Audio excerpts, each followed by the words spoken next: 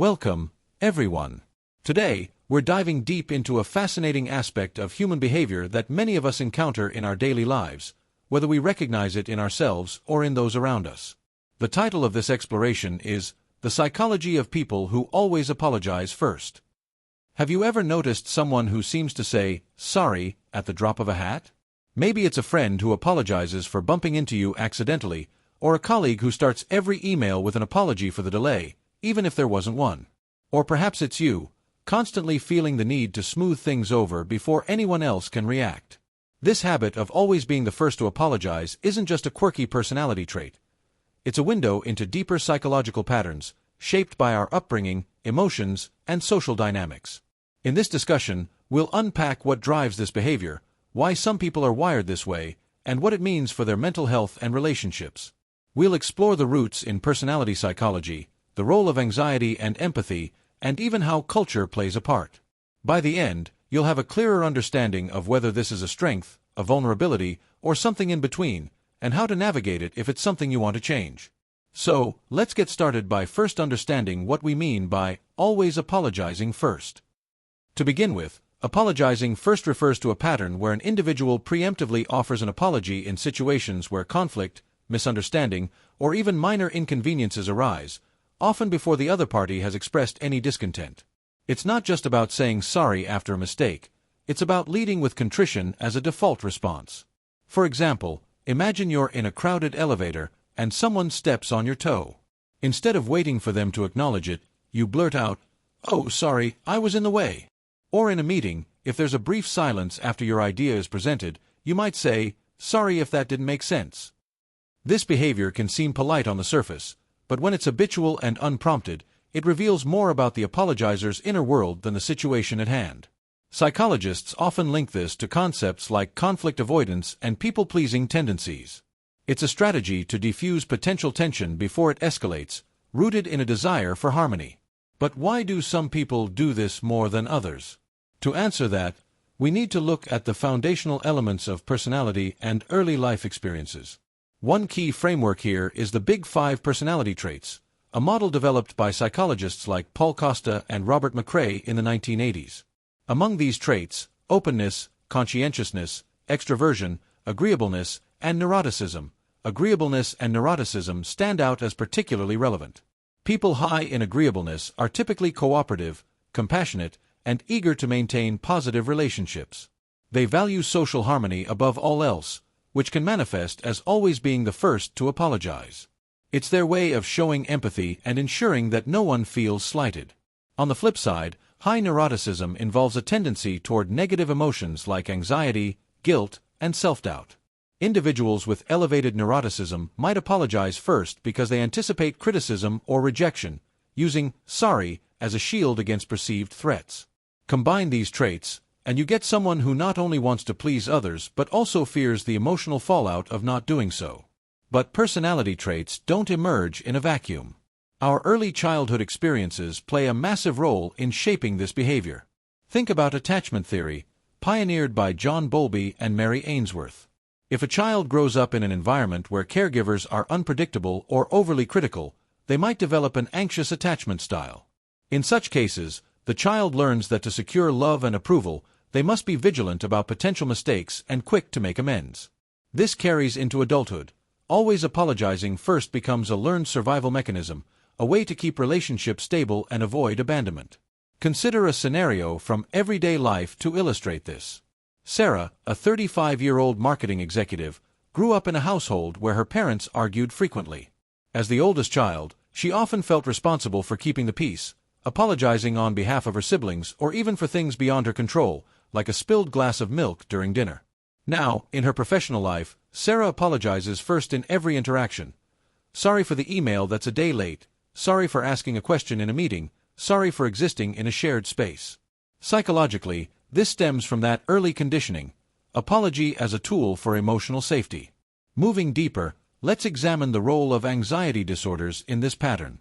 Generalized anxiety disorder, GAD, or social anxiety disorder often amplifies the urge to apologize preemptively.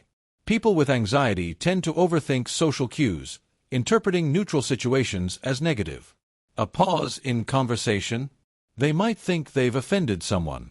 A delayed response to a text? They assume they've imposed.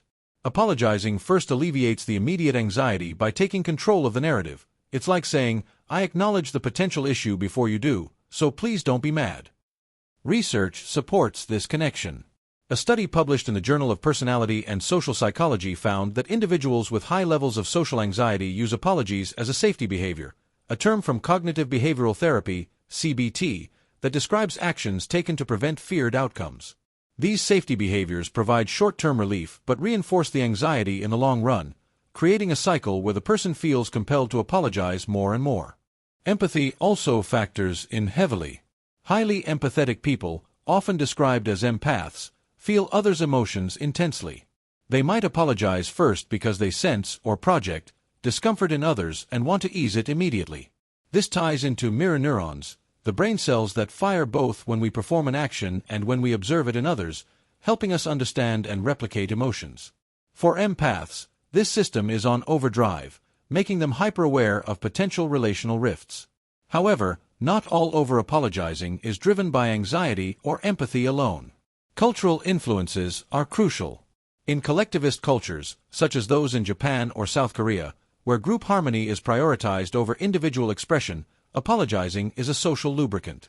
The Japanese phrase, sumimasen, which means, excuse me, or sorry, is used liberally in daily interactions, even for minor things like entering a room. In contrast, individualistic cultures like the United States might view excessive apologizing as a sign of weakness. Yet, even within the U.S., subcultures or regional differences can encourage this behavior. Think of the stereotypical Midwestern nice, where politeness borders on self-effacement. Gender dynamics add another layer. Studies, including those from linguist Deborah Tannen, suggest that women are socialized to apologize more frequently than men as a way to build rapport and show vulnerability.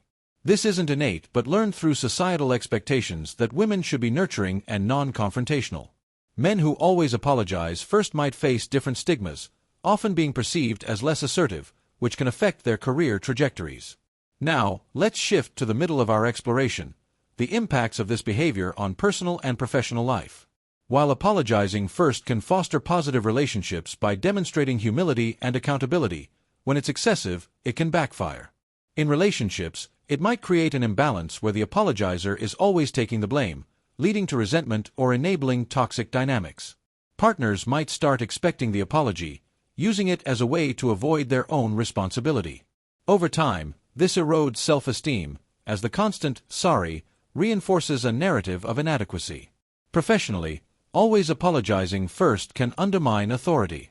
Imagine a manager who starts every feedback session with, sorry to bother you, but... It signals uncertainty, potentially leading to missed promotions or diminished respect from peers. A Harvard Business Review article on workplace communication highlights how over-apologizing dilutes one's message, making assertive statements seem tentative. On the mental health front, this habit correlates with higher rates of depression and burnout.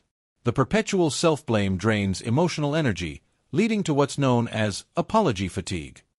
It's linked to perfectionism, where individuals set impossibly high standards for themselves, apologizing when they inevitably fall short.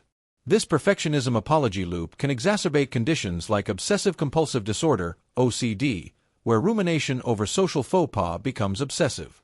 To make this more relatable, let's consider real-world examples drawn from psychological case studies, anonymized, of course. Take Alex, a software developer in his late 20s. Alex apologizes first in every code review, saying, sorry if this is messy, before anyone critiques it. Digging deeper in therapy, he revealed a history of bullying in school, where preempting criticism with apologies helped him avoid escalation. While effective short-term, it now hinders his confidence, making him reluctant to share innovative ideas. Another example, Maria, a teacher, always apologizes to her students for assigning homework, framing it as, sorry, but we have to cover this. Her background in a strict immigrant family taught her that authority figures must soften directives with apologies to maintain likability. However, this has led to classroom management issues, as students perceive her as unsure.